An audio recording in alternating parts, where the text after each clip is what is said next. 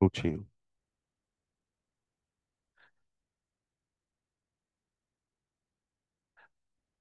Hum. Gente, na parte de cinética, tá? A gente terminou a parte de termoquímica. Ah, na verdade, quando a gente começou a estudar soluções, isso já faz um tempinho, a gente entrou numa área da física chamada físico-química, tá? Na físico-química, a gente pode englobar as áreas das soluções, estudo de soluções, termoquímica, cinética química, que é o que a gente vai começar agora, e eletroquímica e equilíbrios, tá? A parte mais pesada, eu acho, praticamente, da química é a parte da cinética, é a parte da físico-química. Na físico-química, o que a gente faz é pegar conceitos da física e aplicar dentro de reações. Isso por quê? Porque, por exemplo, reação é capaz de trocar energia com as vizinhanças. Então, essa ideia que a gente estava explorando aqui na física faz sentido. Então, quando eu estudo termoquímica, eu estou estudando o calor aplicado a uma reação. Quando a gente estuda cinética, o nosso aspecto agora é velocidade. A gente vai falar, a gente vai estudar duas coisas, né? Os objetivos de estudo da cinética são, o primeiro deles, conceituar e calcular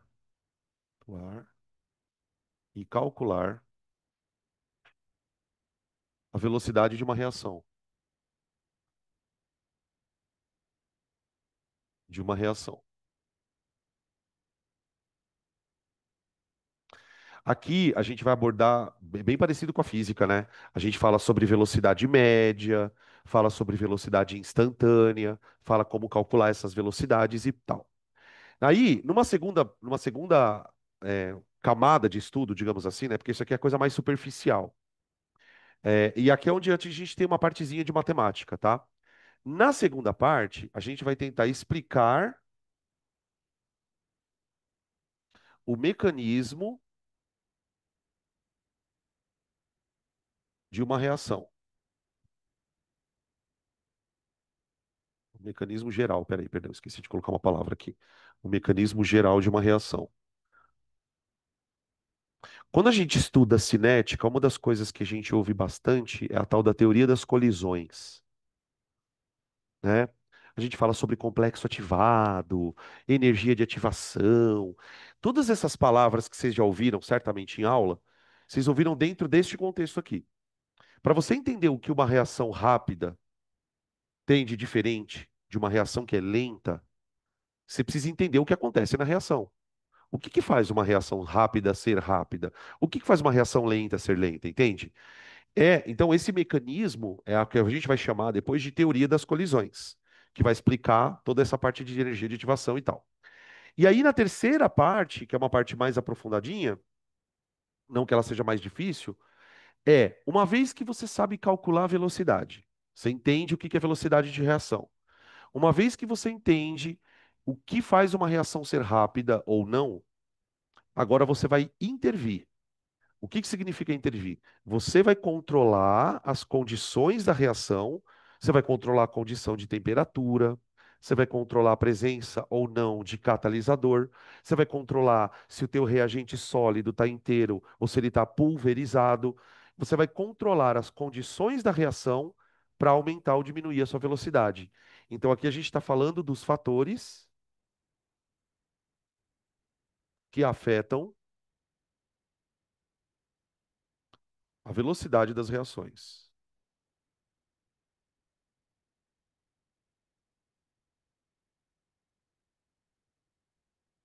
tá?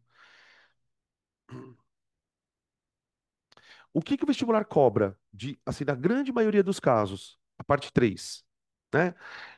O cara põe lá uma reação que está na temperatura maior e a outra que está na temperatura menor e pede para discutir, põe em catalisador ou não põe em catalisador, né? Ontem a gente fez uma questão da correção do simulado, que era uma questão puta foda, parecia uma questão super foda lá do simulado, e era para perguntar qual que é a função do H+. Não sei se vocês lembram quem estava assistindo a correção. É uma questão de cinética aquilo. Tipo, é uma reação gigante, o cara só queria que você identificasse que o H+ era o catalisador. Simples assim, tá? Questão de cinética normalmente é fácil. Questão de cinética normalmente é fácil, tá bom? Vamos começar então com a parte um, beleza? Parte um. velocidade. Daqui a gente tem dois objetivos, tá? O primeiro é identificar o que é a velocidade de uma reação, né? E pensar na velocidade média e instantânea. Isso é o que nós vamos focar aqui. Para a gente pensar na velocidade, vamos imaginar um experimento mental. Então a gente vai para o laboratório e eu quero fazer uma reação onde eu vá medir a velocidade dela. E aí eu escolho uma reação qualquer. Eu vou escolher uma reação envolvendo gases. A reação que eu escolho é a mesma reação que eu escolhi na aula de cálculo estequiométrico, tá? Então imagina que a gente vai fazer isso aqui, ó. Eu vou fazer uma reação de produção de amônia, tá? Então eu vou pegar nitrogênio gasoso, vou reagir com hidrogênio na proporção de 1 para 3, né, que é a proporção estequiométrica, e vou produzir amônia. Para eu conseguir calcular ou medir, ou até pensar em velocidade, eu tenho que monitorar essa reação. Eu tenho que fazer a reação acontecer, e aí eu vou monitorando a cada 10 segundos, a cada 50 segundos, eu vou monitorando a quantidade das substâncias que estão lá dentro. Então, vamos imaginar que a gente coloque dentro do recipiente, para reagir, inicialmente, uma certa quantidade desses dois gases. Está lá o recipiente, eu vou colocar um pouco de nitrogênio, vou colocar um pouco de hidrogênio para reagir. As quantidades que eu vou colocar não importa muito. O que importa é que, se eu não quiser que nenhum reagente esteja em excesso, aí eu vou colocar na proporção de 1 para 3. Então, sei lá, vai, eu vou colocar 10 mols aqui e vou colocar 30 mols aqui, tá bom? Mols aqui, tá? Que daí ainda está na proporção de 1 para 3. Quando eu estou colocando 10 mols e 30 mols, qual é a expectativa que eu tenho, pessoal? Que se a reação tiver um rendimento de 100%, quanto que eu tenho que ter de amônia no final? 20 mols, né? Que a proporção é 1 para 3, produzindo 2. Então, se a gente está usando 10 mols de nitrogênio e 30 mols de H, eu vou produzir 20 ali. Tudo bem? Mas isso eu vou produzir só no final. Só no final. No início, eu não tenho nada de produto. Eu não tenho nada. Eu tenho 10. Então, assim, se você perguntar assim, o que que você tem dentro do recipiente no começo? Eu tenho 40 mols, sendo 10 daqui e 30 daqui. Aí vamos imaginar que na hora que eu fechei o recipiente, eu liguei o cronômetro e a reação começou a acontecer. Conforme a reação vai acontecendo, né, assim, o que que significa a reação acontecer? Significa que esses caras vão começar a se transformar nisso aqui.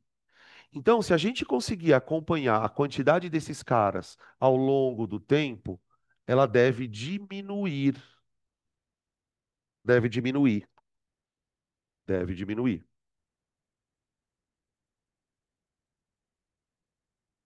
Só que vai diminuindo, só que vai diminuindo, tudo ao mesmo tempo, né? Ao mesmo tempo. Cada vez que perde um, perde três, perde um, perde três, perde um, perde três, perde um, perde três, perde um, perde três, acabou. Enquanto essas quantidades vão diminuindo, o que que vai acontecendo aqui? Vai formando produto. Tudo bem? Beleza? Então, ó, a primeira coisa que a gente entende quando olha para uma reação: existem duas coisas acontecendo ao mesmo tempo: reagente consumindo, produto formando. Tudo bem? Vamos calcular a velocidade média dessa reação. Vamos calcular a velocidade média. Bom, para isso eu vou precisar do tempo, né?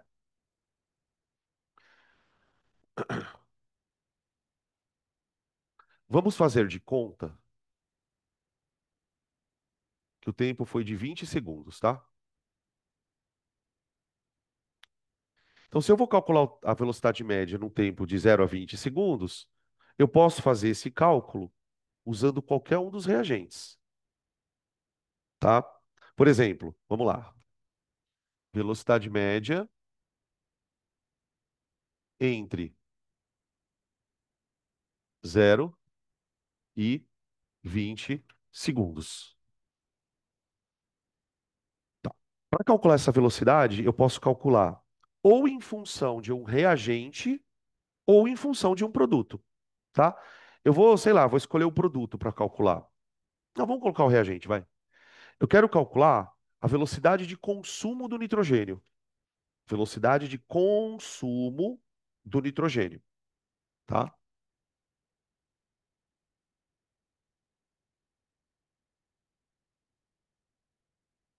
Do nitrogênio. Para você calcular a velocidade, a conta é bem simples. Você vai pegar a quantidade que foi gasta. Aqui nesse caso, pessoal, eu vou colocar a quantidade que foi gasta em mol mesmo. Ela podia vir em grama, aí vai depender do exercício. Mas o fato é, se eu quero calcular a velocidade de consumo, eu vou pegar a variação do número de mols, final menos inicial, e vou dividir pelo tempo.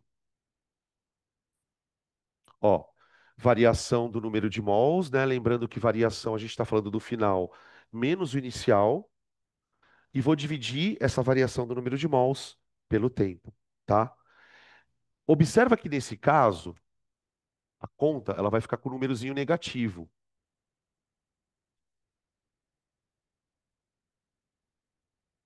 tudo bem? Não tem problema. Embora nos exercícios não se costume usar o número negativo, tá? Normalmente nas questões de vestibular, quando aparecem questões para você calcular a velocidade, assim, ele fala assim, calcule a velocidade de consumo, tá? Eles não costumam colocar o número de negativo. Quando eu vou calcular a velocidade de produção, aí o raciocínio é o mesmo. Eu calculo a velocidade de produção, eu calculo a velocidade de produção, obviamente, de uma coisa que está sendo produzida. Então aqui eu tenho uma variação do número de mols final menos inicial, número de mols final menos inicial, dividido pelo mesmo intervalo de tempo. Ok? Aí, nesse caso, vai dar positivo.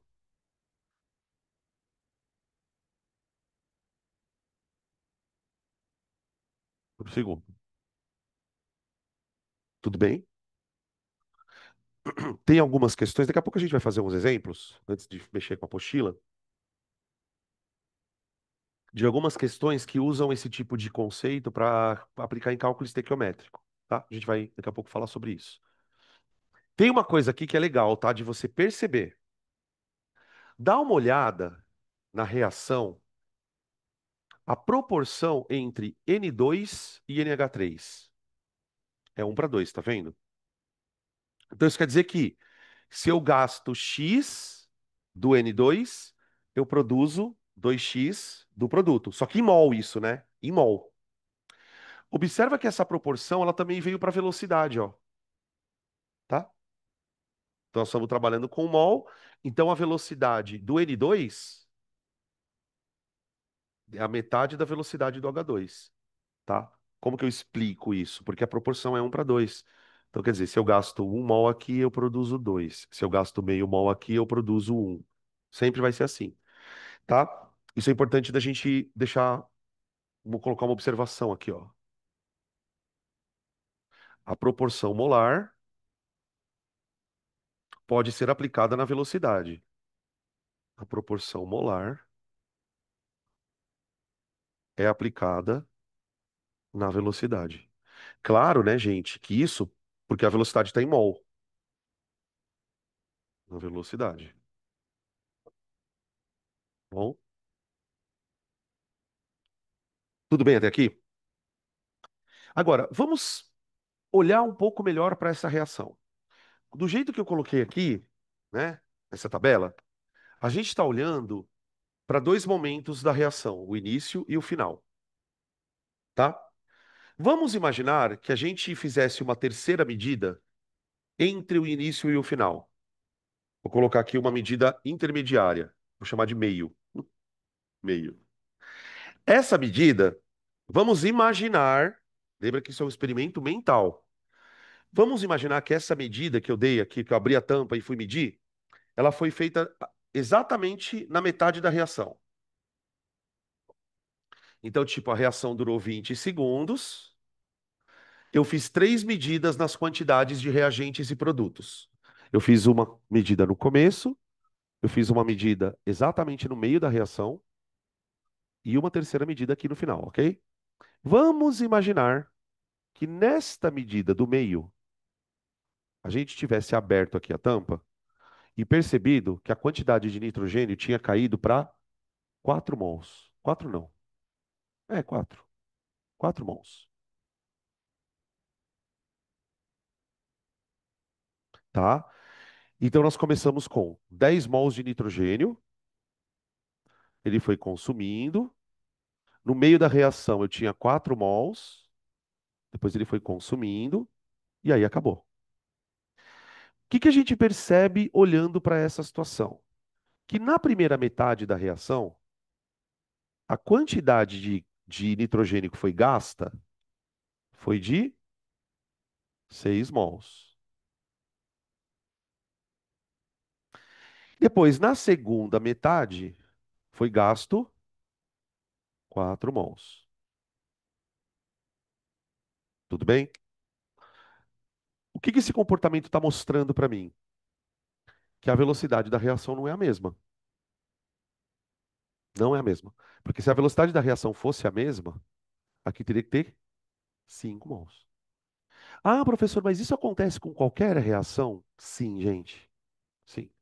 Se você pegar qualquer reação química e fizer um experimento desse tipo, você pega a reação lá, o tempo que ela durou, divide esse tempo em duas metades. Se você medir a quantidade de reagente que é gasto na primeira metade, ela é sempre maior do que na segunda. Tudo bem?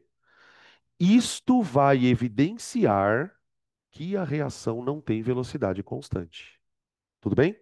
Daqui a pouco a gente vai colocar isso num gráfico, porque aí, a hora que a gente coloca num gráfico, isso fica muito claro, tá? A tabela talvez ela fique um pouco, um monte de número, talvez fique um pouco difícil da gente enxergar, mas depois a gente põe no gráfico. O que eu quero saber é o seguinte: se isso está acontecendo para o nitrogênio, isso também tem que acontecer para o H2, não é?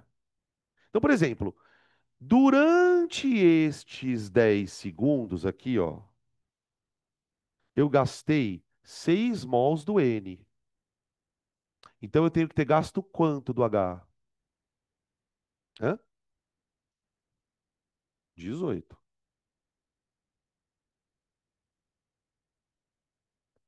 Por quê? Ah, então a quantidade de hidrogênio caiu de 30 para quanto? 12. Carioca que fala assim, né? 12. Nossa, tá tudo torto, né?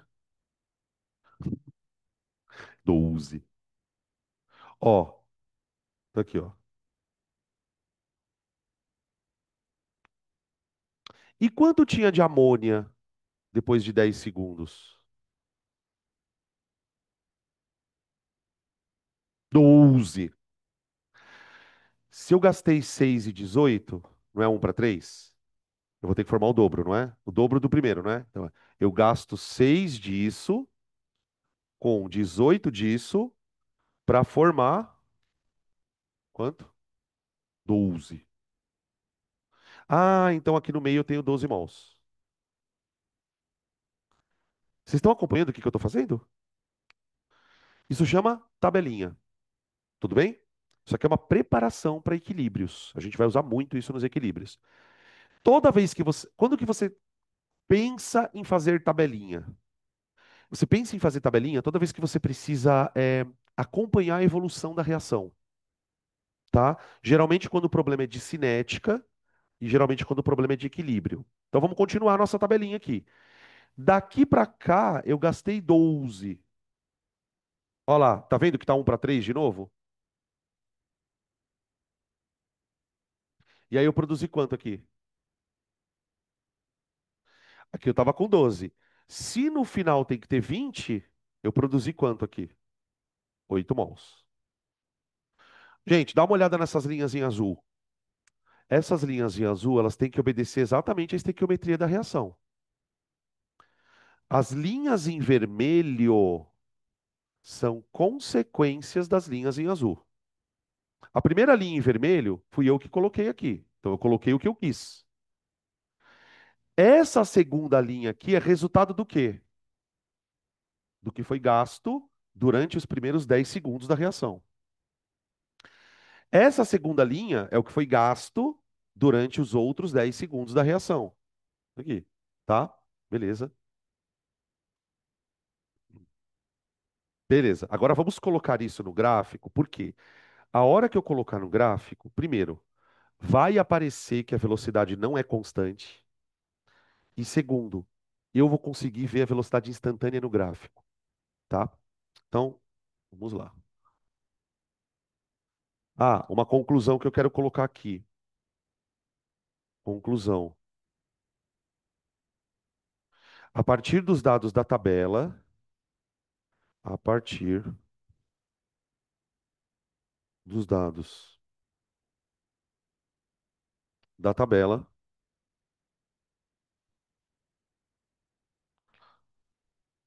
podemos concluir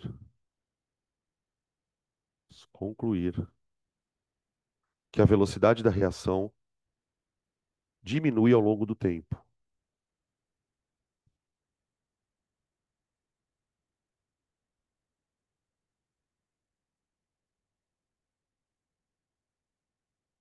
Diminui ao longo do tempo.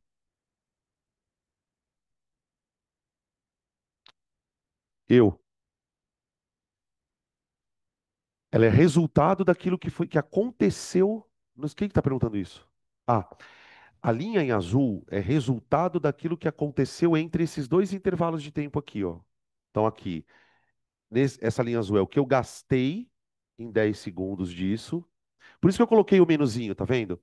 Quando eu coloco o menuzinho, eu estou dizendo, olha, isso aqui está sendo consumido. Gastei 6 e gastei 3. É aqui, ó, que a linha tem que obedecer a estequiometria. Isso aqui é que tem que obedecer a estequiometria. E aí o produto aqui eu produzi também de acordo com a estequiometria, tá? Então, o que que acontece na linha azul? A linha em azul mostra o que está ocorrendo durante aquele intervalo de tempo, ou o consumo do reagente, ou a formação do produto. É a mesma coisa, é a mesma coisa. Agora, da onde eu tirei essa informação aqui, ó? Foi da minha cabeça? Foi disso aqui, ó.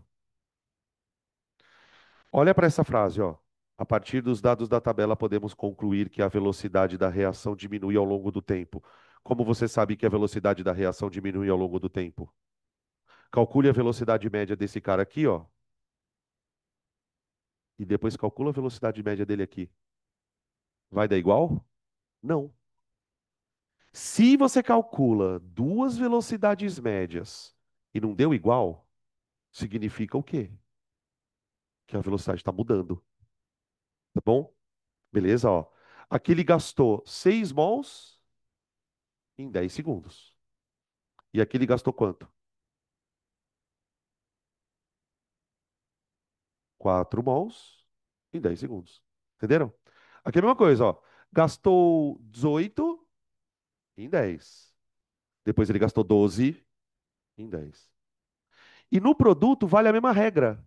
No produto, ó, o começo da reação, ele produziu 12 em 10 segundos e depois ele produziu 8. Então, se a gente colocar essas informações no gráfico, a gente vai conseguir perceber isso acontecendo.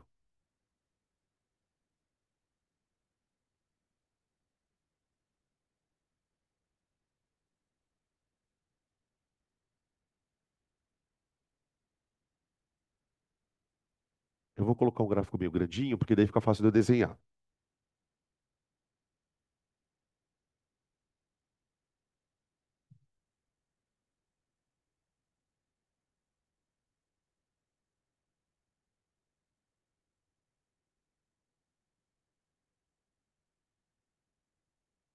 Pronto. Ó, os gráficos de cinética, eles normalmente vão expressar a quantidade da coisa aqui, aqui eu vou colocar em mol mesmo, em função do tempo, tá? Se for um gás, eles colocam litros, enfim, vai depender da substância. Tá, e aí o que que eu vou fazer? Eu vou pegar e vou construir naquele gráfico três curvas. Uma curva mostrando nitrogênio, evoluindo, né, ao longo do tempo, e depois as outras duas aqui. No caso do nitrogênio, eu vou pegar três pontos importantes, ó. No início eu tinha 10 de nitrogênio, no meio da reação eu tinha 4 e depois eu tinha zero. 5, 10. Aqui está indo de 5 em 5, tá? 5, 10, 15, 20, 25 e 30, tá bom? Então ele começa no 10, tá? Depois de 10 segundos tem quanto? 4, um pouquinho abaixo do 5 e depois zero, tá bom? Vocês percebem que esses pontos não estão perfeitamente alinhados? Isso significa que se eu tentar juntar eles, eu não consigo fazer uma reta. Eu vou ter que fazer meio que uma curva, né? Ó, ó,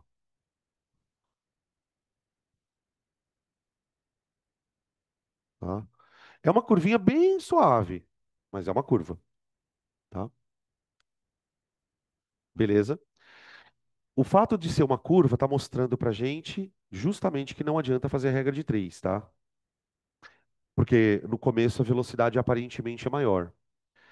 Quando a gente for desenhar o gráfico do hidrogênio, talvez isso vá ficar mais claro. Porque veja, o nitrogênio não, o hidrogênio, ele começa no 30, então ele começa lá em cima. Deixa eu colocar só a legendinha aqui, senão eu vou me perder depois. Vou fazer com outra cor, vai. O hidrogênio eu vou fazer de vermelho, tá? Ó, ele cada no 30, depois ele foi pro 12. Onde que é o 12? 10, 15, 12 e meio, tá por aqui, ó. Mais ou menos. E o outro é o zero, né? Ó. Aqui dá pra perceber bem a curva caindo ou não.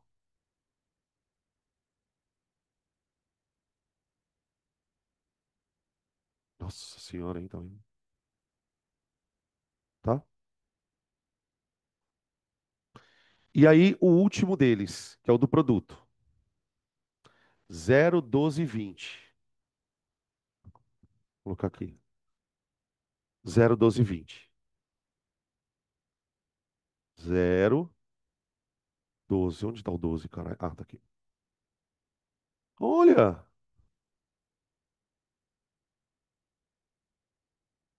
É verdade. Desculpa aí, tá, gente? Deu uma bugada. E eu vi então. Uau!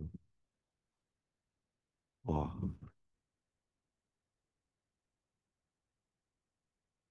Nossa.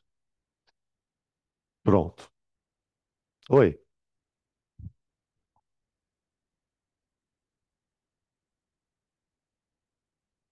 Tem. O que que você acha? Tem. Pensa nisso. Pensa nisso. Tem. Por que que a curva do hidrogênio é mais perceptível? Alguém imagina, gente? Por que que eu consigo perceber a curva do hidrogênio mais acentuada? Só porque tem mais. Só por isso. As duas curvas são curvinhas mesmo, assim, barrigudinhas. Só que a gente consegue perceber mais a coisa do hidrogênio porque ele vem mais de cima aqui, tá? O que que eu queria que vocês tentassem enxergar? Não sei se todo mundo vai enxergar isso. Tenta imaginar o seguinte, eu vou falar uma coisa que não é verdade, tá? Mas vocês vão entender. Qual é a diferença entre uma reta e uma curva? Não é uma definição matemática que eu vou fazer. Uma reta, ela tem sempre uma inclinação constante. E uma curva não. Se eu olho, por exemplo, para o gráfico, e no gráfico tem uma curva, por exemplo, como essas, eu percebo que, por exemplo, Aqui no começo do gráfico, a inclinação da curva ela está maior, ela está mais acentuada. À medida que a gente vai andando, por exemplo, se eu fosse andando mais para frente nesse gráfico, é que a reação acabou aqui, né? A curva, ela vai se transformando numa reta assim, ó. Que aí depois que a quantidade de amônia foi produzida, a reação acaba. Então, assim, essa curva, conforme a reação vai se aproximando do fim, tanto as curvas dos reagentes quanto as curvas do produto, elas vão perdendo a inclinação. Essa, essa perda de inclinação, gente, é a perda de velocidade. Na verdade, o que que é a velocidade instantânea? É o coeficiente angular da reta tangente na curva. Por exemplo, imagina que você tem uma curva assim, ó, tá? Uma curva de mol por tempo. Aí eu falo para você assim, ó, eu quero calcular a velocidade nesse instante aqui, ó. Como que eu faria para calcular a velocidade naquele instante, matematicamente falando? Eu teria que traçar aqui uma reta tangente e descobrir qual é o coeficiente angular dela. O coeficiente angular dessa reta é a velocidade. Se eu fizer isso aqui, o que que acontece com a reta? Ela vai perdendo inclinação, não vai? Se a reta vai perdendo inclinação, quer dizer que ela vai perdendo o coeficiente angular. Se ela vai perdendo o coeficiente angular, ela vai perdendo velocidade instantânea, tá? Beleza? Então, por isso que a gente diz, ó, quanto mais próxima do fim, menor é a velocidade, tá? A... Como é que chama aquilo? A comparação é como se fosse um carro freando. Um carro freando, tá? Até aqui tudo bem, pessoal?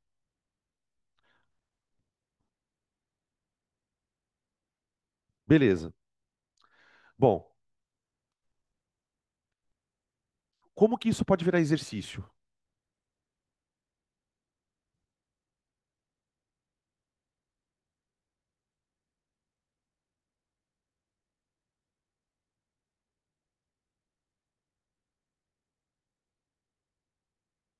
Como que esse conceito de velocidade ele pode virar exercício? Geralmente, pessoal, ele não vai pedir para você calcular a velocidade instantânea, até porque não tem como você fazer isso aqui, reta tangente, o caramba.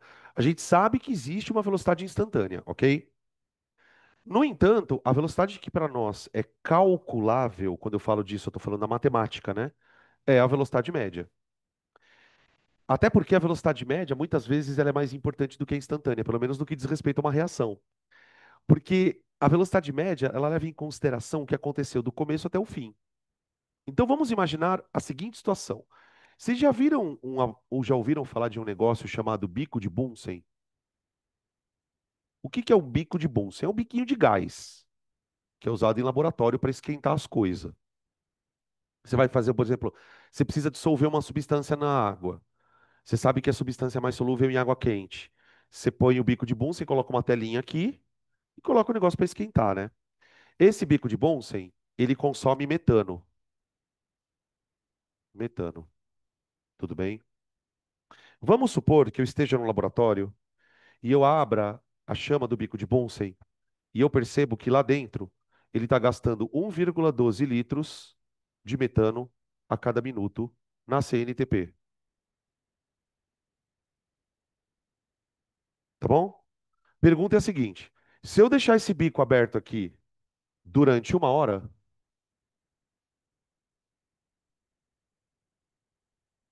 qual a massa de CO2 que eu liberei?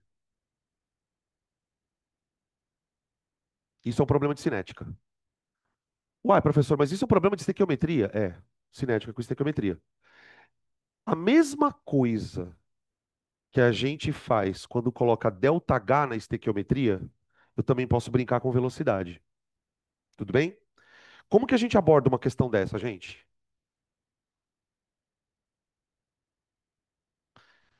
Ele me deu a velocidade do metano por minuto.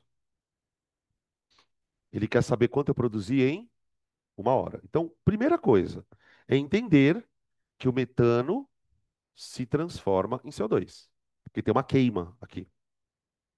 Segundo, se eu quero saber a quantidade de CO2 produzida em uma hora, vamos descobrir primeiro a quantidade de metano queimada em uma hora.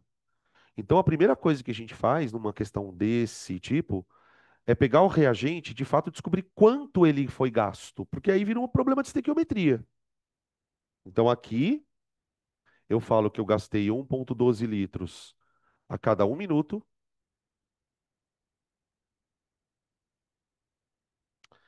e qual vai ser o volume que eu vou gastar em 60, tá bom? Vai dar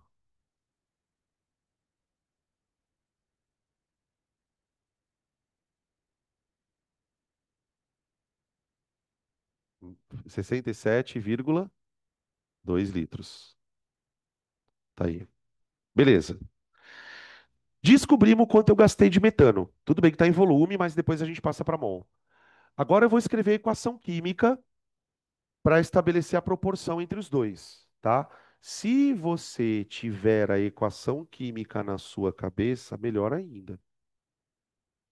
Se você perceber que o metano tem um carbono e o CO2 também, melhor ainda, porque aí a proporção sai 1 para 1, certinho, tá? Se você não enxergar nada disso, então vai ter que montar a reação, ó. Você tem que montar a reação, balancear, nesse caso vai dar 1 para 1, né, ó. Aqui está a reação. Como que fica o balanceamento aqui? Eu vou botar um 2 aqui, né? Aqui. E aí eu ponho 2, 2, 2, né? Tá aqui, ó. Beleza? Tá. Agora eu vou fazer a relação entre esses dois aqui, ó.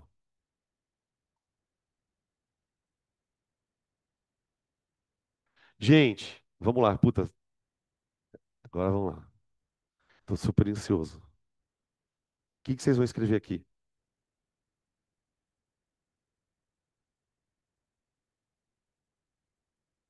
Um mol, um mol. O que mais? Eu vou escrever outra coisa. Eu vou escrever, entendeu?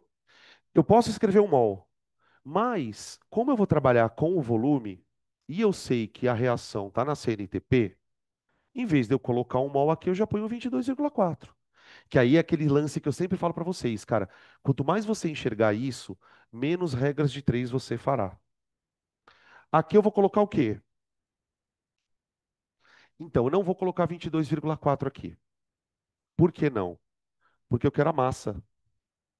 Se eu quisesse o volume, tudo bem, porque é 1 para 1. Então, aqui eu vou colocar 44G. Lembra quando a gente estudou cálculo estequiométrico, que a gente fez vários casos? Mol, mol, mol, volume. Esse aqui é uma regra de três, volume e grama, tá? Beleza. Agora eu vou usar a informação que a cinética me deu, porque eu sei que em uma hora eu gastei 67,2 e vou produzir uma massa M. Tá aqui, ó. Tá aí. Dá 2, né? Não, 3. 3, né? Daqui para cá deu 3. Ó. Daqui para cá eu multiplico por 3. Eu estou produzindo 3 vezes mais que aquilo. Então aqui eu vou multiplicar por 3. É 3 mesmo, gente? É? 4, 8, 12, 4, 8, 12, 132.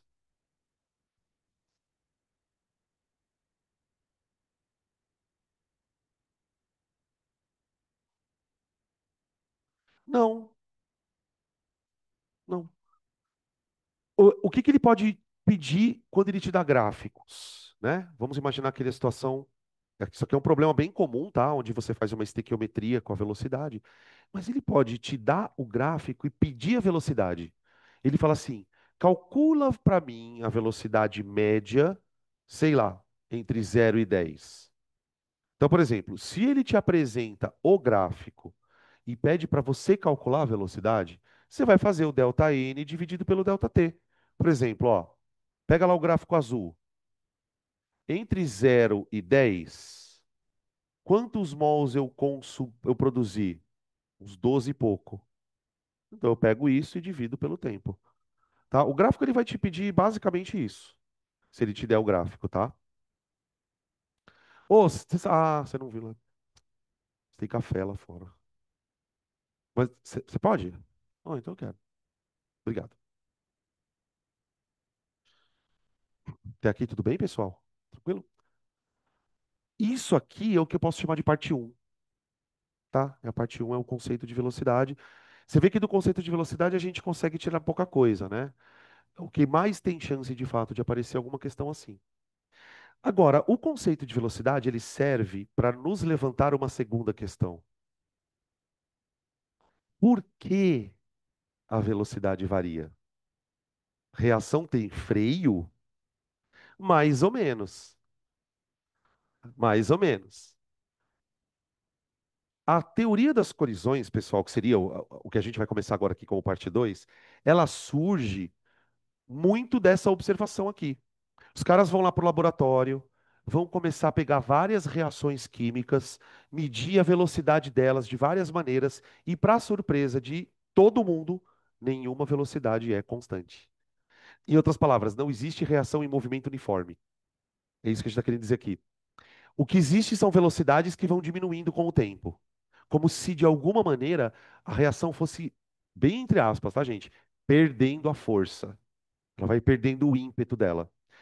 Bom, então, se isso é verdade, a gente precisa explicar isso. E aí entra, então, a teoria das colisões, ou teoria do complexo ativado, ou teoria do estado de transição. Tudo a mesma coisa. Teoria das colisões.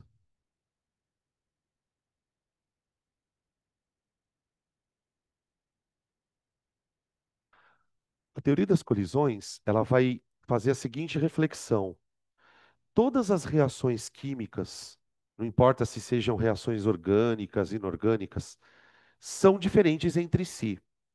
Entretanto, existem certas coisas que ocorrem em qualquer reação. Não importa se a reação é endo, não importa se a reação é exo, não importa se ela é de oxirredução, não importa. Sempre vão acontecer alguns eventos que são determinantes para a reação acontecer. Se a gente conseguir entender esses efeitos, a gente acredita que pode explicar isso aqui. É isso que a teoria das colisões se propõe. Então, ela vai dizer o seguinte: para uma reação acontecer, existem condições.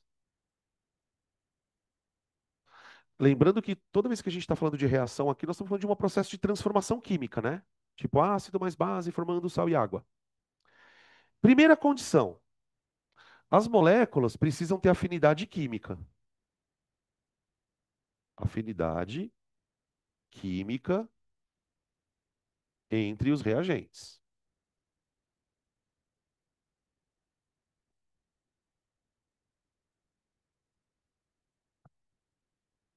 A pólvora só explode porque tem oxigênio para reagir com ela.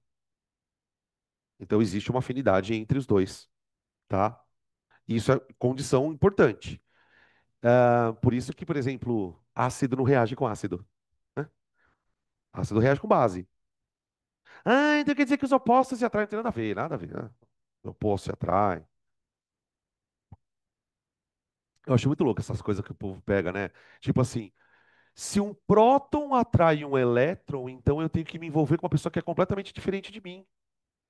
Não tem essas coisas, né? Os opostos. Como assim, gente? Não funciona assim na vida. Na vida tem que ser igualzinho. Bom, enfim, nem tanto igual, né? Isso vai ficar chato pra caralho também, né? Essa afinidade, ou ela tem ou ela não tem. Por exemplo, quando a gente usa catalisador, em algumas situações, o catalisador ele pode aumentar a afinidade química dos reagentes. Então, ele acaba acelerando o processo porque ele aumenta essa afinidade, tá? Diminuindo a energia de ativação. Uma outra coisa que você precisa ter, que é daí que vem o nome teoria das colisões, são as colisões. Colisões entre as moléculas. Ou seja, a reação, ela é literalmente uma coisa física.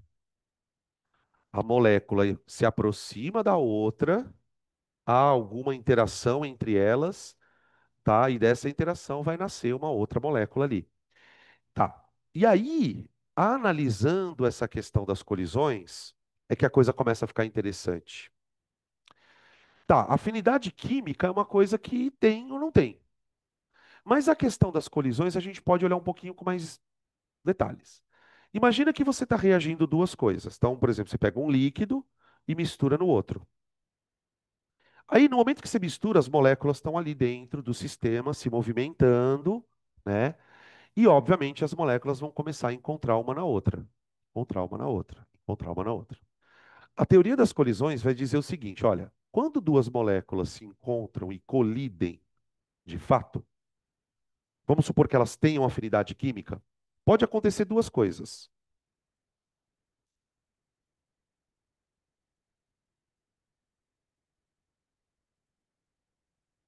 Situação número um: molécula A, tá vindo por aqui, ó.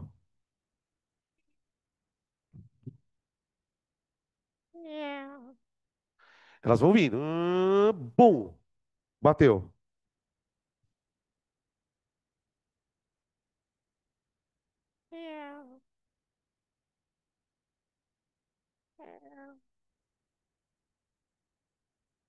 O que que aconteceu?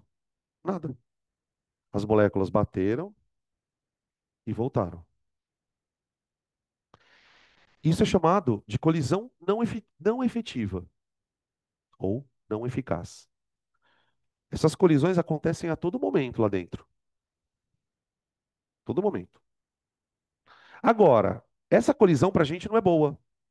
Ela é uma colisão não efetiva. Por quê? Ela não resultou em nada.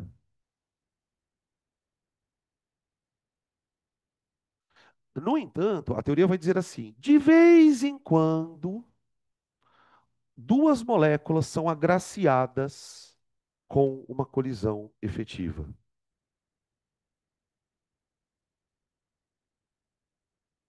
E aí? Dependendo das circunstâncias em que essa colisão ocorre, o que você tem agora é uma outra coisa.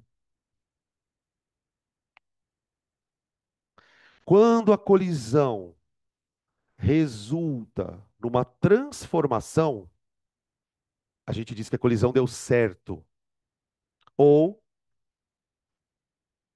que a colisão é efetiva. Tudo bem? Então a coisa começa a ficar assim, pessoal. A teoria das colisões, ela está começando a colocar a velocidade de uma reação numa perspectiva estatística. Vocês conseguem entender o que eu estou querendo dizer com isso? Tipo assim, o que é uma, o que seria ideal para uma reação ser rápida?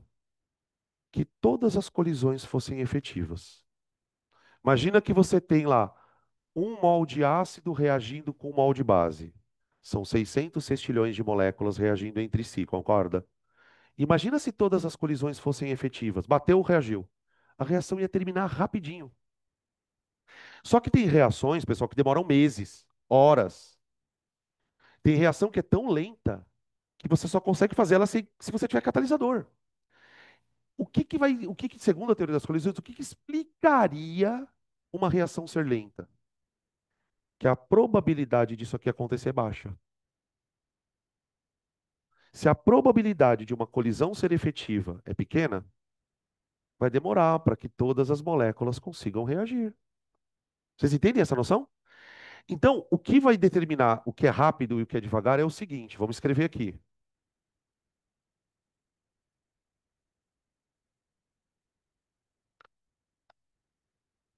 Ó, a velocidade de uma reação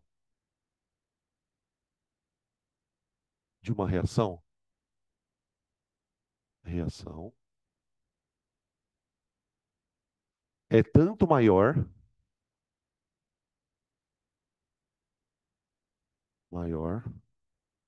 quanto mais, quanto maiores forem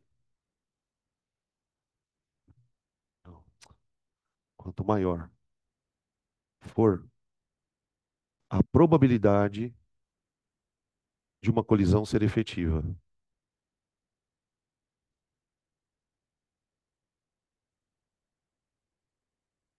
Colisão ser efetiva,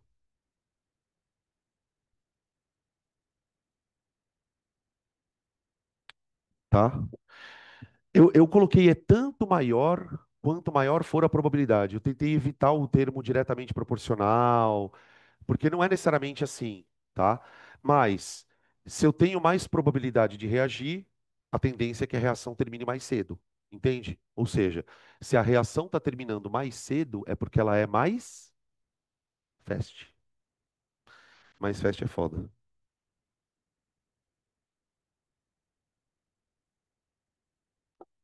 Então vamos voltar aqui no começo. Para eu explicar o mecanismo de ocorrência de uma reação, eu estou partindo de duas premissas: afinidade química e colisão efetiva. E estou considerando que essa colisão efetiva, ela pode ser mais provável ou menos provável. Quanto mais provável a colisão tem de ser efetiva, mais rápida a reação vai terminar, ok? Fala.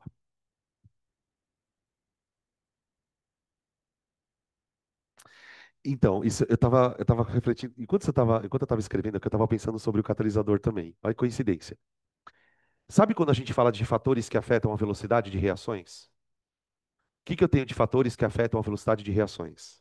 Catalisador? Que mais? Pressão, superfície de contato, temperatura e concentração. Em última análise, presta atenção no que eu estou falando agora. Em última análise, todos esses fatores atuam aqui, aumentando a probabilidade de uma colisão ser efetiva. Só que cada um vai atuar num motivo diferente. Por exemplo, por que que a temperatura aumenta a probabilidade de ter colisão efetiva? Porque ela aumenta a energia da molécula. Ela faz a molécula se movimentar mais rápido. Então, se ela faz a molécula se movimentar mais rápido, ela vai fazer a molécula bater mais vezes. Então, a chance da colisão ser efetiva aumenta. No catalisador, o que que acontece? Que a gente vai discutir daqui a pouco a questão da colisão efetiva. Para uma colisão ser efetiva, existem condições. Uma delas é a energia de ativação. O catalisador reduz essa energia. Então, ele também auxilia nas colisões, mas por um outro motivo. Então, a gente vai ter, resumidamente, duas situações. Ou a colisão efetiva, ela fica mais provável porque as moléculas estão se mexendo mais, ou a colisão é efetiva, ou fica mais efetiva porque, o que é o caso do catalisador, ele reduz a energia necessária para a colisão dar certo, que é basicamente essa é a questão da energia, tá? É, tudo bem até aqui, pessoal? Tá, então vamos para a próxima pergunta. Então a colisão tem que ser efetiva, ok. Quais são as características de uma colisão efetiva?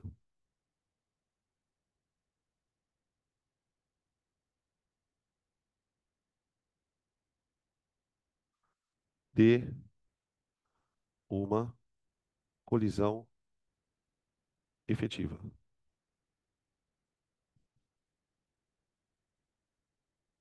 Gente, existem duas condições para uma colisão ser efetiva. A primeira delas tem a ver com a posição onde ocorre a colisão. Por exemplo, imagina que você trabalha numa agência de seguros. A sua função é fazer perícias. Então você é chamado e fala assim: olha, eu preciso que você vá ver um acidente que aconteceu ali no cruzamento da Prainha com a Isaac Povos. Tem um cara que diz que bateu o carro no poste. Beleza. Aí você chega lá, o carro diz que bateu no poste. O carro tá parado com uma longe do poste, com uma batida na bunda aqui. Você falou, mas isso não pode ser um carro que bateu no poste. Você deu ré e bateu no poste. Pelo jeito que a colisão aconteceu ali, você sabe que não, aquilo não foi possível.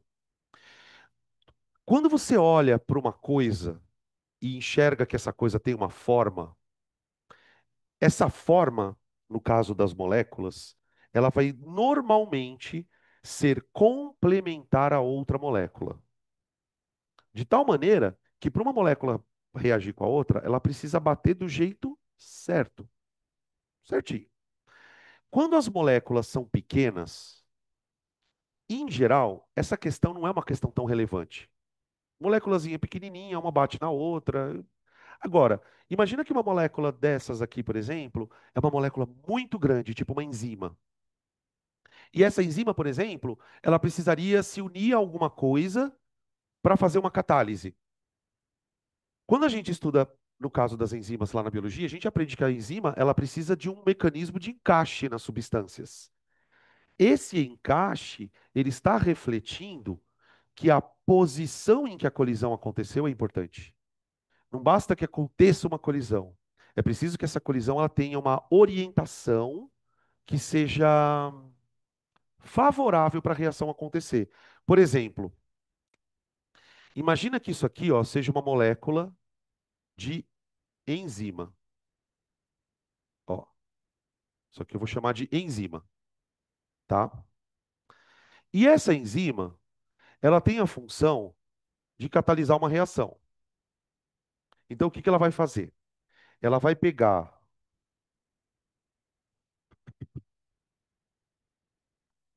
um reagente A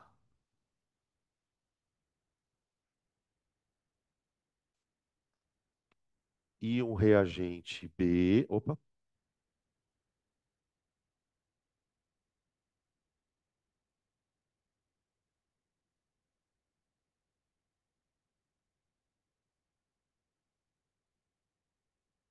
haja criatividade aqui, gente, perdão. Espera só um pouquinho. Ó, imagina que esses dois desenhinhos aqui, ó, A e B, sejam duas moléculas, tá? Eu coloquei essas moléculas com essas formas meio esdrúxulazinhas, só para a gente imaginar que essas moléculas têm uma geometria. Aí a nossa enzima, bonitona, tem um buraco aqui no meio. Vocês viram? Cara, que legal esse buraco. Ele chama sítio ativo. O que que é um sítio? Hã? É um lugar. Sítio é lugar. Tá. Beleza. A enzima nasceu com aquele buraquinho ali. Puta, cara, olha que providência divina. Esse buraquinho, ele é igualzinho à forma de uma das moléculas. Então, o que que a enzima faz na hora de catalisar? Primeira coisa que ela faz é grudar na molécula que ela tem afinidade. Essa molécula que ela tem afinidade, a gente chama na biologia de substrato. Por exemplo, qual é o substrato da pepsina?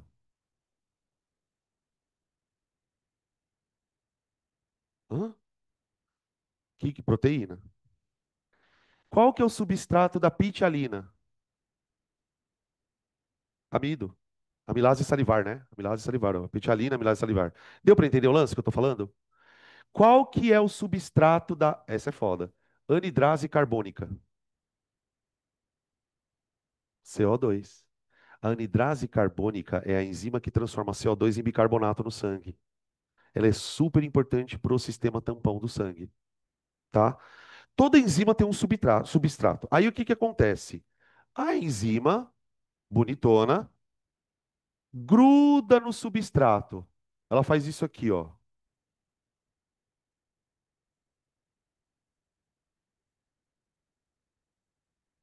Grudou.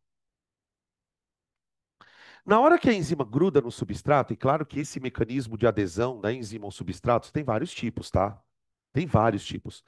Todas as substâncias que a gente usa como medicamentos, elas vão atuar nesse tipo de sistema, tá? Só que no caso não é enzima, são proteínas de membrana, são outras coisas. Aí, o que que acontece normalmente? Quando a enzima adere ao substrato, ela aumenta a afinidade do substrato pela outra molécula. É como se ela. Eu costumo brincar que é assim: a enzima é aquele cara filho da puta que segura o outro pro cara vir bater nele. Tipo assim, ela deixa a molécula paradinha ali e fala: agora vem, vem, vem, vem. Vem e amassa. Aí vem aqui a moléculazinha B. Só que aí, no momento em que A gruda no B, misteriosamente a enzima perde o interesse e solta, e solta. Só que aí a hora que ela solta, você já tem o produto. Ela gruda, catalisa e solta. Gruda, catalisa e solta. E quando ela solta, ela está pronta para repetir isso com outras duas. Só que para acontecer tudo isso que eu estou contando, eu preciso do quê? Forma, geometria, posição. Então, quais são as características de uma colisão efetiva? Primeira, orientação adequada para a reação. Orientação, orientação,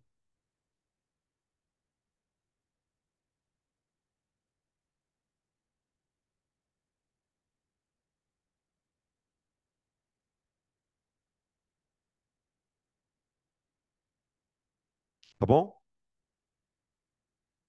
Vocês já ouviram falar que vitamina é coenzima? Já ouviram isso? Por que que a vitamina é uma coenzima? As vitaminas, algumas delas, não todas, tá? Elas funcionam muitas vezes ajudando enzimas. Daí o nome coenzima. Como funciona? As enzimas, de maneira geral, elas têm uma região chamada sítio ativo. O sítio ativo é a região onde basicamente o substrato vai grudar para catalisar. Só que tem algumas enzimas, por exemplo, imagina que essa enzima aqui, ó, ela tem um buraquinho aqui que eu vou chamar de sítio alostérico. Já ouviram esse termo? Sítio alostérico? O sítio alostérico é um sítio, é um lugar fora do sítio ativo que algum outro fator gruda, um cofator. Pode ser uma vitamina. Esse sítio alostérico, no momento em que que a molécula gruda ali, no sítio alostérico, pode ser uma vitamina, por exemplo, a enzima muda um pouco a configuração e aí o sítio ativo fica mais ativo. Ele aumenta a atividade do sítio ativo. Ele aumenta a atividade enzimática por ação desse sítio alostérico, tá? E aí você tem o processo. Mas percebe que tudo isso depende de orientação, de geometria, de, por exemplo, o que que faria essas moléculas ficarem grudadas aqui na enzima?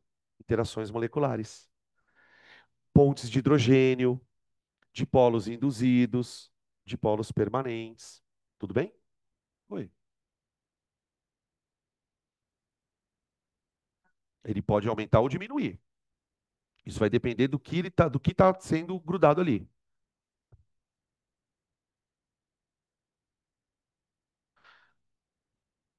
Eu não sabia que era competitiva, na minha cabeça não era.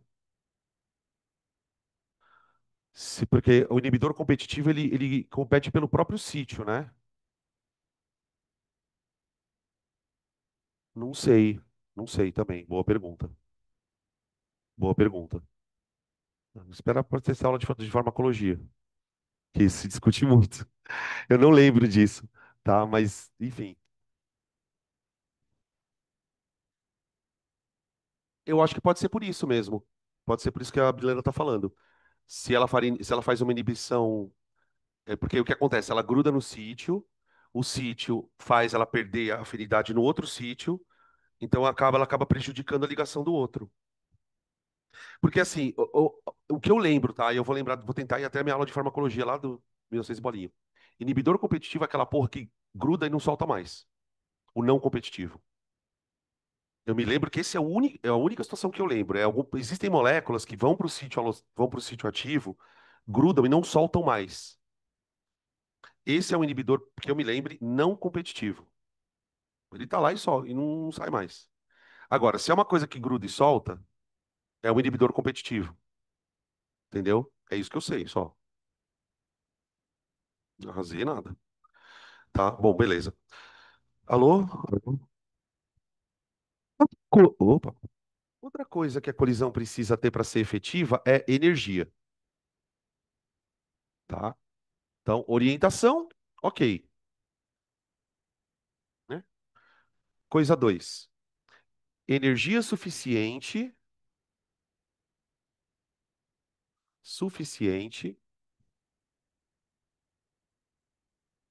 para a formação do complexo ativado.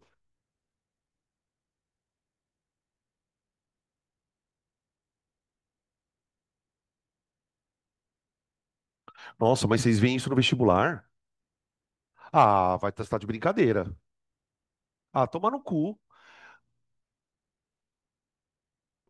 Mas tinha que saber o conceito? Ah, vai se fuder, cara. Não, aí é foda. Porque isso aí, eu só fui saber dessa merda de inibidor competitivo, não competitivo, quando eu estudei farmacologia na faculdade. Hã? Mas é que assim, normalmente no Enem cai umas coisas estranhas, mas eles explicam, é. Uhum. Pergunta pra Samira que talvez ela saiba. Talvez não, muito provavelmente ela sabe. Vamos lá. Energia suficiente para formar complexo ativado. Isso aqui é o grande boom da teoria. É a grande novidade que a teoria traz para a gente entender o conceito. Porque toda essa questão das colisões, você vai olhando para tudo isso e achando um pouco bizarro, mas você fala, faz sentido. O que que acontece? Antes dos caras descobrirem toda essa questão aqui, não se sabia exatamente o que acontecia entre reagente e produto. Você tem lá o ácido e a base, depois você tem sal e água. Mas o que que acontece lá dentro? Essa teoria do complexo ativado, ela mudou completamente a maneira de você enxergar o que acontece no durante. Ela vai dizer o seguinte, olha, toda reação química, ela passa por três estágios, desde o começo até o final. O estágio inicial seria aquilo que nós costumamos chamar de reagentes. Tá. Os reagentes são moléculas, as moléculas estão ligadas, elas estão se movimentando, e vamos supor que elas tenham afinidade química. Vou misturar os dois reagentes para reagir. Só que lembra quando a gente estudou termoquímica, as semanas anteriores, que a gente falou muito sobre aquela história da energia de ligação? Tipo assim, vamos imaginar que A e B vão reagir. Só que para essas duas moléculas reagirem, os átomos eles precisam se desconectar, as ligações dos reagentes precisam ser quebradas, para que depois os átomos estejam sozinhos, e aí, estando sozinhos, eles possam se ligar novamente. É um processo de quebra, forma. Lembra? Energia de ligação quebrada, energia de ligação formada. E lembra que naquela época a gente falou muito sobre isso. Falou, olha, para você quebrar uma ligação, você precisa de energia. Ela não vai quebrar sozinha. E essa energia, ela vem da colisão. Só que a questão é a seguinte, gente. Esse complexo ativado, ele é um estado meio estranho. Por quê? Porque nesse complexo ativado, nenhum átomo está ligado ao outro, mas ao mesmo tempo está todo mundo ligado. Ó,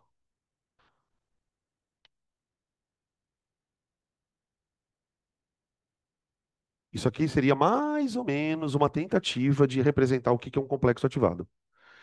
O complexo ativado é um estado em que esses caras aqui já não estão mais ligados. Ó, a ligação ela está meio que quebrando. E ao mesmo tempo em que essa ligação aqui vai quebrando, ó, a ligação dos produtos já vai formando. É um processo concomitante. Não é um processo assim, separa, depois volta. Tudo bem? Por que que não é concomitante? Por que que não é separado? Aí é uma questão da gente entender o que que é melhor para a natureza, né? Se esse processo ele fosse um processo separado, tipo assim, primeiro quebra e depois forma, isso significaria que em algum momento esses átomos estariam completamente sozinhos.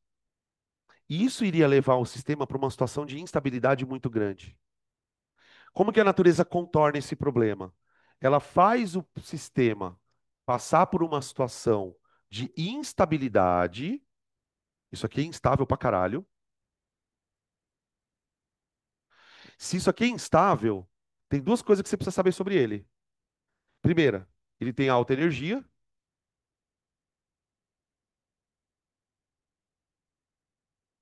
E qual que é o contrário de permanente? Temporário. Ele é um estado transitório. Por isso que ele chama estado de transição. A reação não para. Por exemplo, você nunca vai entrar no Big Lar, ou no Atacadão, ou no Forte Atacadista e falar assim: ah, eu queria comprar uma bandeja de complexo ativado. Não existe isso. Ele é um estado de transição. Para vocês terem noção, o cara que ganhou o prêmio Nobel disso aqui, ele conseguiu detectar um complexo ativado cujo tempo de vida lá dentro era 10 a menos 9 segundos. É muito rápido. Eu nem sei como é que os caras conseguem detectar isso aqui. Mas o fato é que existe. E esse estado aqui de transição, ele é importante para formar o produto. Tipo assim, para construir você tem que destruir primeiro. Entende?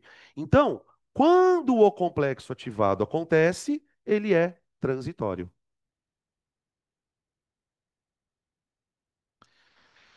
E aqui está o estado crítico da reação. Por quê? Se a reação, se as moléculas tiverem energia suficiente para conseguir fazer isso aqui, aí, meu amigo, é só correr para o abraço. Sim. Ó,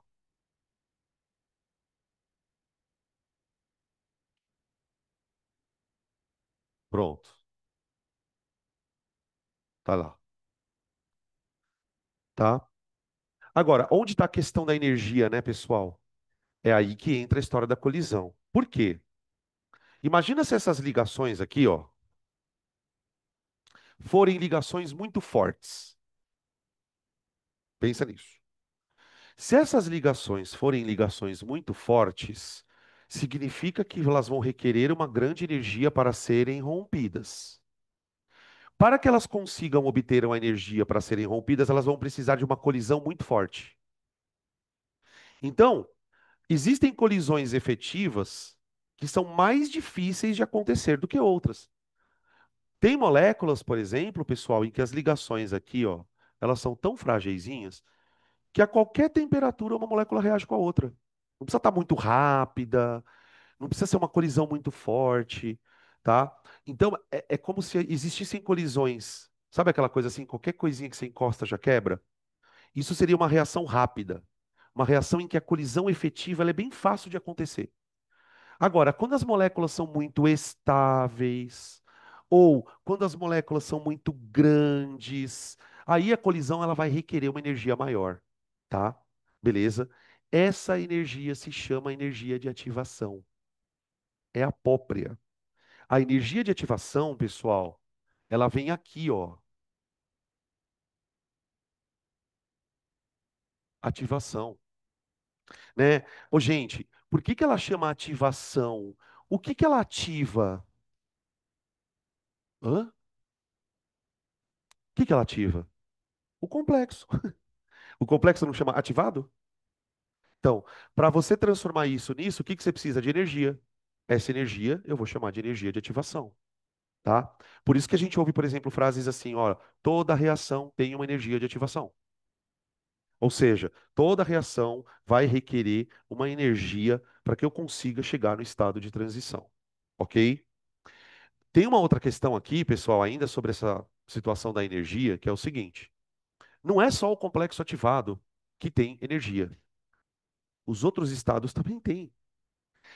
No caso do complexo ativado, a gente tem uma energia alta. E no caso dos reagentes, pessoal? Será que a energia do reagente é alta?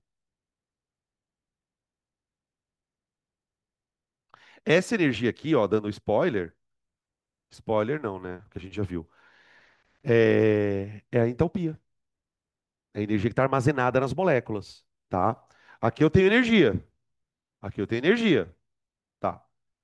Para os reagentes atingirem o complexo ativado, vai ter que ter um acréscimo de energia. As moléculas vão ter mais energia. Beleza. Depois que a reação atinge esse complexo, esse estado crítico de energia, a tendência é que a energia volte a baixar. Porque aí os átomos vão se ligar, vão adquirir estabilidade, eles saem daquela condição de ins para uma condição de estabilidade. Então a energia volta a baixar. Aí você vai ter a energia dos reagentes. Quem vocês acham que é maior? A energia dos produtos ou dos reagentes? Tem uma coisa aqui que nós temos que responder sem pestanejar. A do complexo ativado é a maior de todas, tá? Complexo ativado é o momento em que a reação está com mais energia. Por isso que ele é tão rápido. A reação passa por ali rapidão. Agora a nossa questão é a seguinte: quem tem mais energia? Aí vai depender do ΔH. Aí vai depender do ΔH. Porque você vai ter reações que liberam e reações que absorvem. Então, veja que eu estou tentando fazer um esforço aqui para que vocês percebam que dentro da reação existem duas energias em jogo. A primeira energia é a energia necessária para transformar o reagente em complexo. Essa tem nome e sobrenome, que é energia de ativação. Agora, existe uma segunda energia que nós chamamos de ΔH, que é a diferença entre os estágios inicial e final. Tudo bem? A gente pode colocar essas duas energias num gráfico. Diagrama de energia de novo.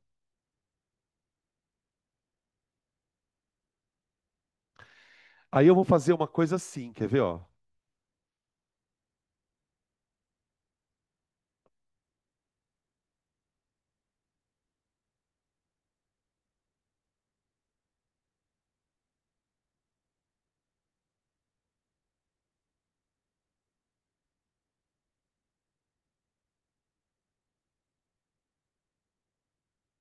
Que horas são?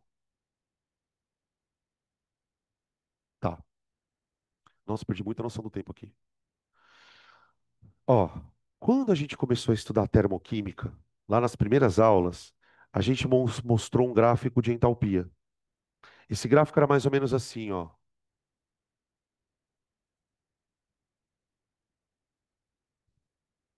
E aí você podia ter reagente em cima e produto embaixo, ou vice-versa. Então você podia ter isso aqui, ó. Reagente, certo? E produto, tá? Isso no caso de uma reação que seja exotérmica. Quando a gente olha para o gráfico de entalpia dessa maneira, nós estamos considerando só a energia inicial e a final. Agora, a minha proposta é que eu faça isso aqui, ó, gente. Eu transforme esse gráfico numa coisa um pouquinho mais detalhada.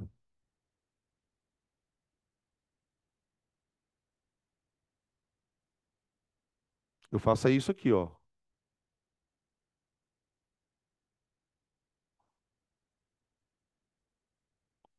Ó, o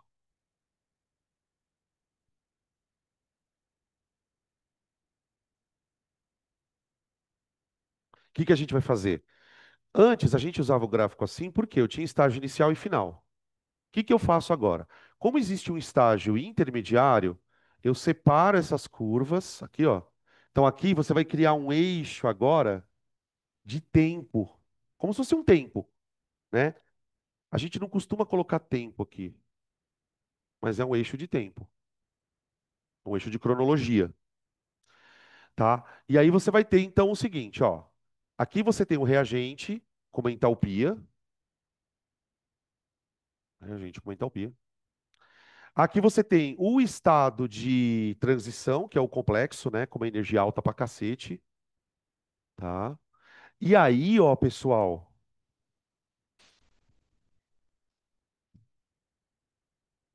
a energia de ativação, ela é aqui, ó. O reagente está aqui. Ele tem que chegar lá em cima, não tem? Então, para ele sair daqui e chegar aqui em termos de energia, ele tem que absorver isso aqui, ó, tá? Essa vai ser a energia de ativação, tá? Oi,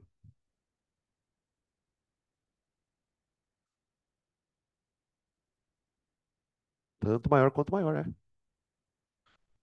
A velocidade de reação é tanto maior, talvez uma vírgula fique melhor aqui, quanto maior for a probabilidade de uma colisão, tá?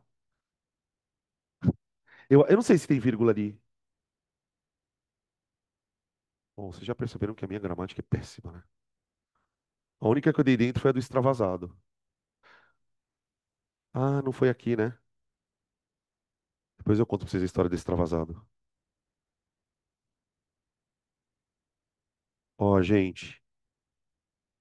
Nossa, tô ficando louco.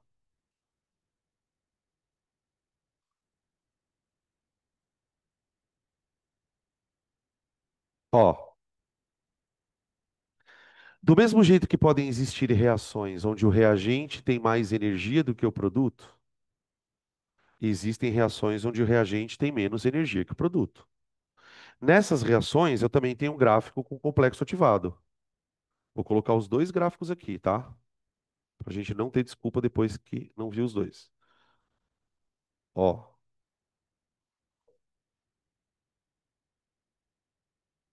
entalpia. Nesse caso aqui, ó, o reagente atingiu o complexo ativado e aí o produto tinha menos energia, tá? Agora aqui é o contrário, ó. Você vai ter um complexo ativado? Vai.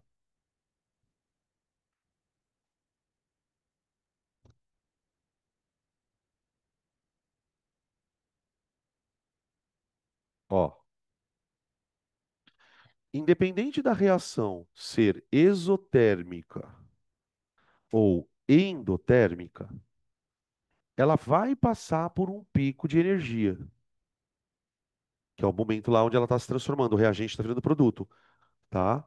Reações endo têm complexos ativados, assim como reações exo também têm os complexos ativados. A única diferença é o sinal do delta H, tá? Aqui eu tenho o produto, ó, produto, e aqui eu tenho o reagente. Aqui, ó.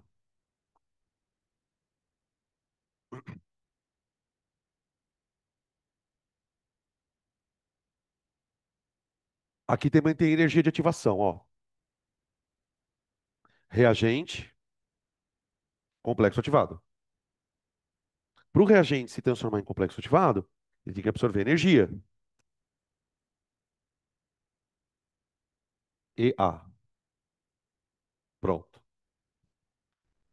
Observa nos dois casos, pessoal, tanto na reação endo como na exo, que eu escrevi a energia de ativação apontando para cima, tá bom? Percebe uma diferença aqui, ó. Quando eu vou escrever o ΔH, eu faço isso, ó. No caso da reação exotérmica, o ΔH está para baixo, ó. Tudo bem? Porque ele está reagindo e está virando produto. No caso das reações endotérmicas, o ΔH é para cima, porque ele está absorvendo energia. Por que que o ΔH pode ser para cima ou para baixo e a energia de ativação é sempre para cima?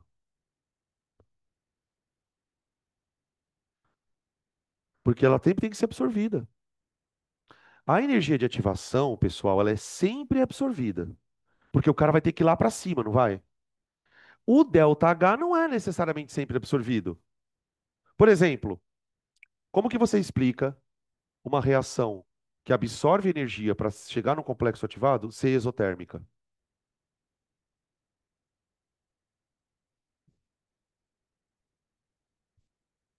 É, essa pergunta é capciosa. Como que eu explico uma reação que absorve energia ser exotérmica?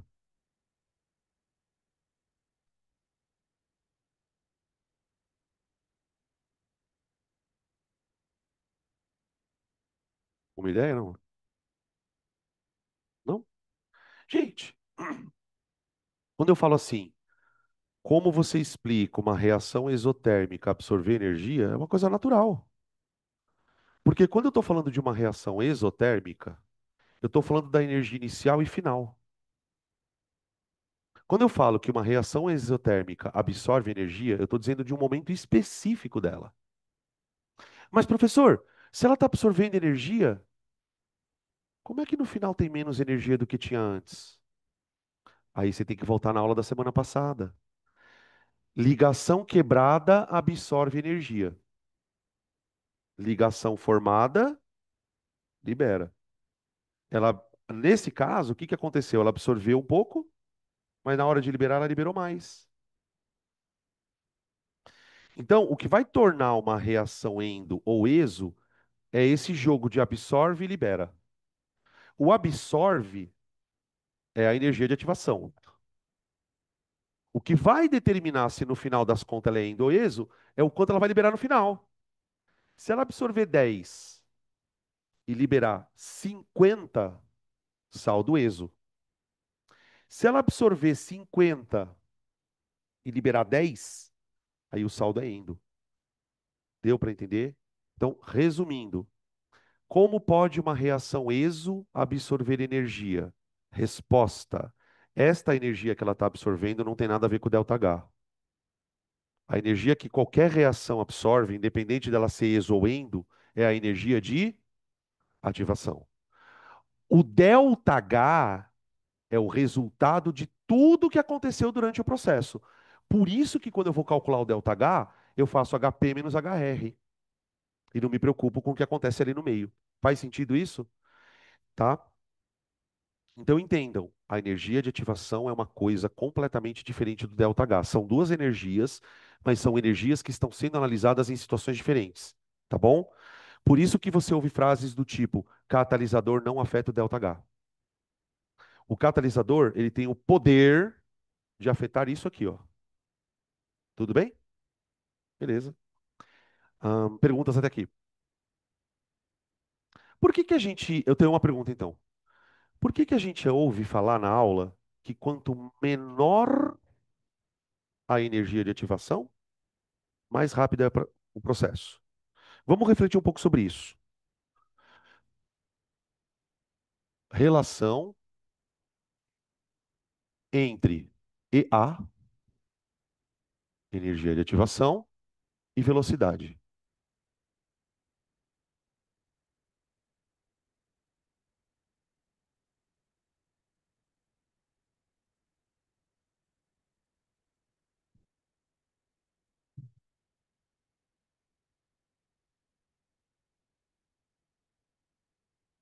Olha para essa frase aqui, tá? A gente vai usar ela várias vezes. Vamos imaginar duas substâncias reagindo, tá? Aquele modelinho ali que eu fiz aqui, ó. A, B, tal, não sei o quê. Lá dentro do sistema, as moléculas estão se mexendo. Beleza.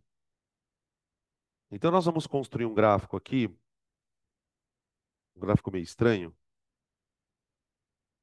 assim, ó. Eu quero analisar o seguinte. A- Olha para a frase. A velocidade de uma reação é tanto maior quanto maior for a probabilidade de uma colisão ser efetiva. Para uma colisão ser efetiva, eu preciso que ela tenha orientação e energia suficiente. Tá?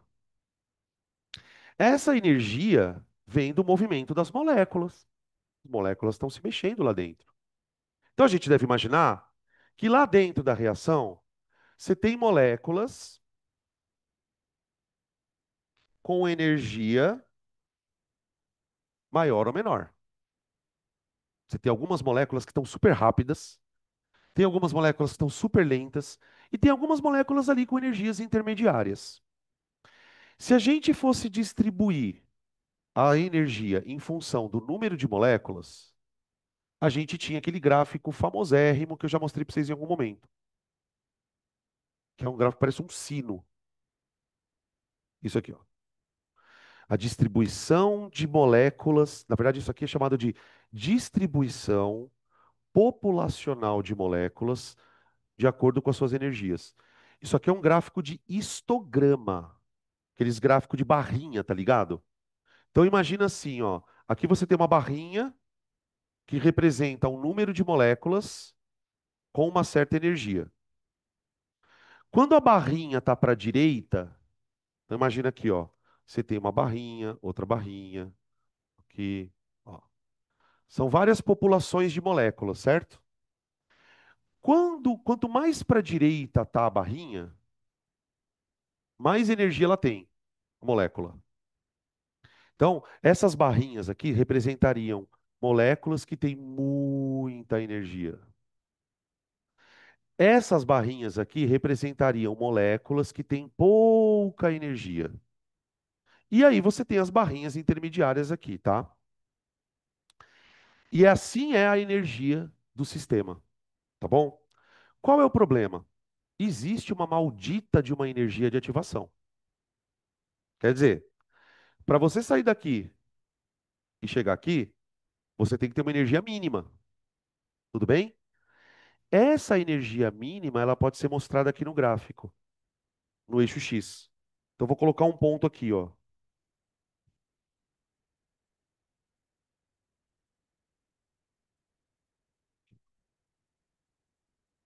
Eu vou chamar esse eixo aqui, ó, esse ponto de energia de... Oh, meu Deus.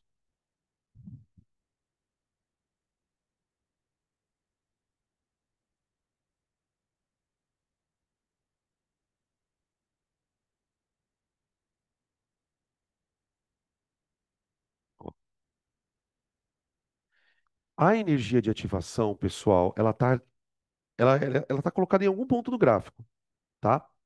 O que importa para nós é entender que a energia de ativação, ela é um valor de energia que vai separar as moléculas em duas populações.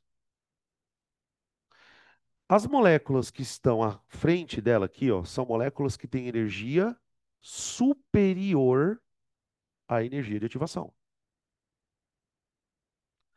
As moléculas que estão à esquerda têm energia inferior à energia de ativação. Isto significa que, se uma molécula que estiver nessa região aqui encontrar com uma outra molécula que estiver nessa região, elas não vão reagir. Elas vão bater e voltar. Porque elas não têm energia suficiente. Agora, imaginem duas moléculas dessa região se encontrando. Se essas duas moléculas se encontrarem, elas têm energia bastante alta, superior à energia de ativação. Então, são moléculas que, assim que colidirem, caso colidam do jeito certo, elas vão reagir. Elas têm energia suficiente. Então, veja, se a gente fosse atribuir uma porcentagem de 0 a 100, onde 100 seria tudo que está aqui embaixo do gráfico, quantos por cento das moléculas têm energia suficiente para reagir, gente? Uma caquinha, uns 20%, 10%. Agora imagina se esta energia fosse mais para a direita. O que iria acontecer? Ia ter menos moléculas ainda. Percebe? Quanto mais energia você exige da molécula, menos moléculas são capazes de reagir. Dá para entender agora por que que quanto maior a energia de ativação, mais lento é o processo? A energia de ativação, gente, ela seleciona que moléculas podem reagir e que moléculas não podem. Se eu quero que qualquer molécula reaja, o que que eu faço? Abaixa essa merda. Catalisador. Se eu quero que poucas moléculas reajam, eu subo. Então, só que não é uma coisa assim, ah, sobe aí, desce aí. Cada reação tem a sua. O que o catalisador vai fazer, isso a gente vai discutir depois, é diminuir essa energia. E nós vamos ver como ele faz isso, tá? Então, ó, essas moléculas aqui, ó, vamos puxar aqui uma setinha, são as moléculas com energia suficiente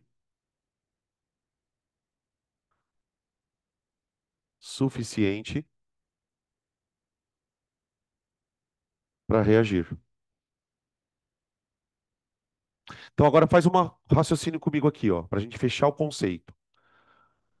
A energia de ativação é a energia que a molécula tem que ter para reagir, para conseguir estourar a ligação. Beleza. As moléculas que têm energia superior podem reagir. Estão prontinhas para reagir. Tá. Se eu aumento a energia de ativação, o que que acontece com a porcentagem de moléculas que pode reagir? Cai. Se tem menos moléculas prontas para reagir, o que que vocês acham que acontece com a probabilidade de uma colisão ser efetiva? Diminuindo a probabilidade de colisão efetiva, diminui a velocidade. Pronto. Por que que o catalisador aumenta a velocidade? Porque ele abaixa a energia de ativação. Quando ele abaixa a energia de ativação, ele aumenta a possibilidade, ele aumenta a pro... Quando o catalisador diminui a energia de ativação, ele aumenta a porcentagem de moléculas com energia suficiente para reagir. Aumentando a porcentagem de moléculas com energia suficiente, eu aumento a probabilidade. Aumentando a probabilidade, a reação fica mais rápida. Essa é a dinâmica da coisa, tá bom? Beleza? Portanto, quanto maior EA, menor velocidade. Quanto maior energia de ativação, vírgula, menor a velocidade,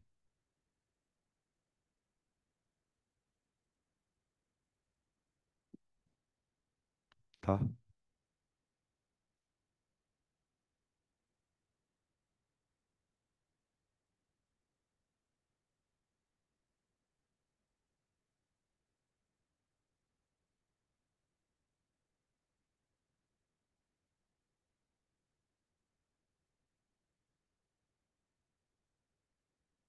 Vamos almoçar? Eu não quero entrar nos fatores. Deixa eu só falar uma coisa antes da gente acabar. É só para a gente concluir. Tudo bem até aqui? Tá. Com isso, a gente encerrou a parte 2, que é a teoria das colisões. A teoria das colisões, ela explica a energia de ativação e tal. O que que a gente vai fazer na semana que vem? Fatores que afetam a velocidade das reações, tá bom? Catalisador, pressão, concentração e superfície de contato, tá? Beleza? A gente vai conseguir terminar a parte de cinética antes do recesso, tá?